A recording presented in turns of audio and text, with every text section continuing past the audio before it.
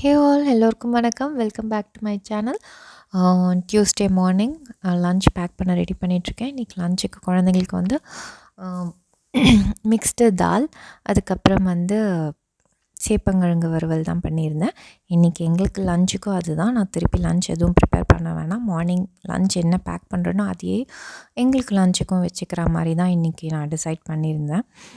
Mixed taluk பார்த்திங்கன்னா வந்து துவரம்பருப்பு 2 கப் அந்த குட்டி கப்பில், அதுக்கப்புறம் வந்து அதுலேயே வந்து ஒரு அரை கப் வந்து மைசூர் தால், அதுக்கப்புறம் வந்து பாசிப்பருப்புக்கு பதிலாக நீங்கள் பச்சைப்பயிரையும் வந்து எடுத்துக்கலாம். பச்சைப்பயிறு எடுத்தால் இதை விட கொஞ்சம் அதிக நேரம் ஊற வச்சு குக் பண்ணால் தான் இந்த 2 பருப்போடு சேர்ந்த மாதிரி அது வேகும். இல்லைனா முழு பச்சைப்பயிறு வந்து வேக கொஞ்சம் டைம் எடுக்கும். மார்னிங் வந்து அந்த அளவுக்கு டைம் இருக்காதுங்கிறதால தான் நான் பாசிப்பருப்பாக எடுத்துக்கிறேன். நார்மல் டேஸில் ஆஃப்டர்நூன் லஞ்சுக்கு பண்ணுற மாதிரி இருந்தால் நான் மசூர் தால், அது கூட வந்து கொஞ்சம் அதே அளவு அரை கப் வந்து பச்சைப்பயிறு எடுத்திருப்பேன். நீங்கள் அப்படியும் எடுத்துக்கலாம், அதுவும் டேஸ்டியாக இருக்கும்.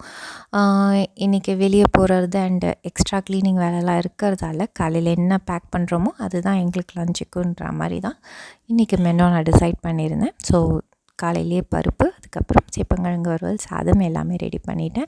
அண்டு ரொம்ப குயிக்காக செய்யக்கூடிய ஒரு லன்ச் காம்போ இது.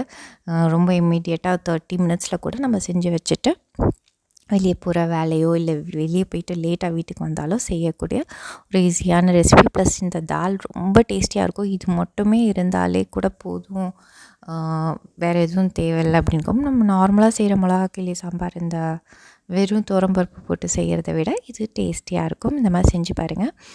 இப்போ பார்த்திங்கன்னா ஒரு மீடியம் சைஸ் ஆனியன் வந்து குக்கர்லேயே தான் செய்ய போகிறேன், அதனால் சீக்கிரமாகிடும்.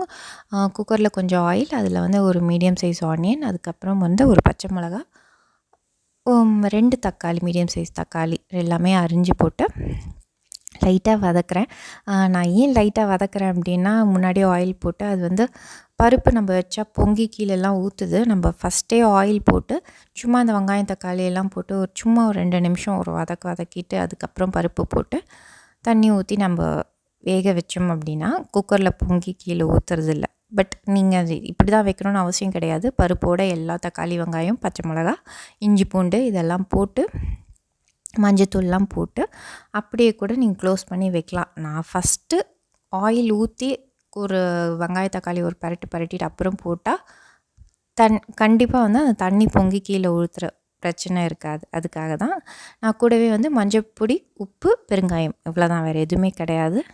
சேர்த்து க்ளோஸ் பண்ணி நீங்கள் வந்து ஒரு 2 விசில், அதிகபட்சமே 2 விசில் விட்டாலே போதும். 3 பருப்புமே நல்லா வெந்துடும். தக்காளி, வெங்காயம், பச்சை மிளகா, இஞ்சி பூண்டு பேஸ்ட், அதுக்கப்புறம் வந்து மஞ்சத்தூள், உப்பு அண்ட் பெருங்காயம், அவ்வளோதான், வேறு எதுவுமே கிடையாது.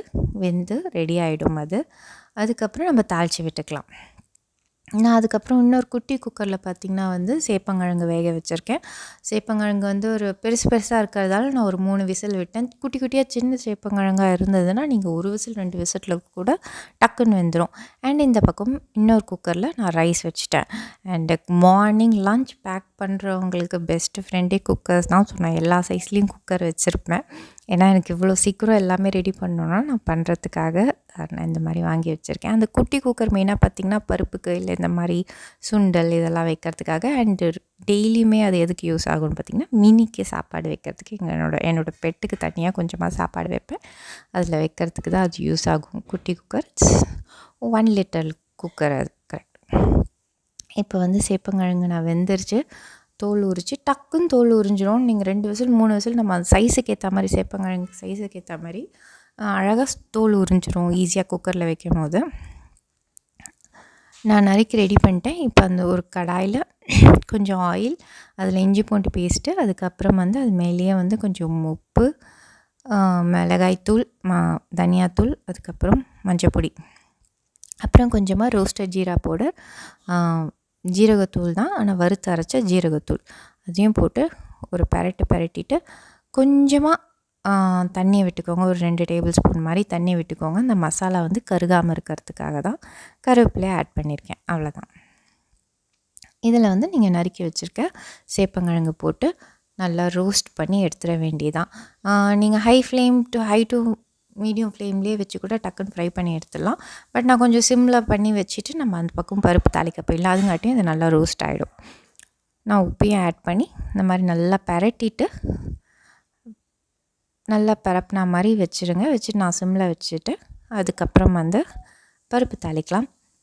இல்லைன்னா நீங்கள் ஹை ஃப்ளேம்லேயே வச்சு கூட நான் சம்டைம்ஸ் எனக்கு இவ்வளோ ஃபாஸ்ட்டாக நம்ம வந்து லன்ச் பேக் பண்ணுறதுன்றதால சிம்மில் வைக்கிறேன். இல்லைனா ஃபாஸ்ட்டாக ஹை ஃப்ளேமில் வச்சு கடகடன்னு பரட்டினாலே நல்லா உதிரியாக ஃப்ரை ஆகி வந்துடும்.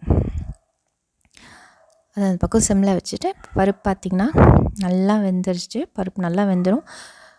முழு பச்சைப்பயிர் போட்டோம் அப்படின்னா முழு பச்சைப்பயிர் ஒரு 1 hour ஊற வச்சுட்டு அதுக்கப்புறம் இந்த பருப்போடையும் சேர்ந்து நீங்கள் வேக போட்டிங்கன்னா தான் கரெக்டாக இருக்கும். ஏன்னா துவரம்பருப்பு இதெல்லாம் வந்து ரொம்ப வேகிறதுக்கு டைம் எடுக்காது, டக்குன்னு வெந்துடும். பட் பச்சைப்பயிர் கொஞ்சம் வேக டைம் எடுக்கும். ஸோ சேராது.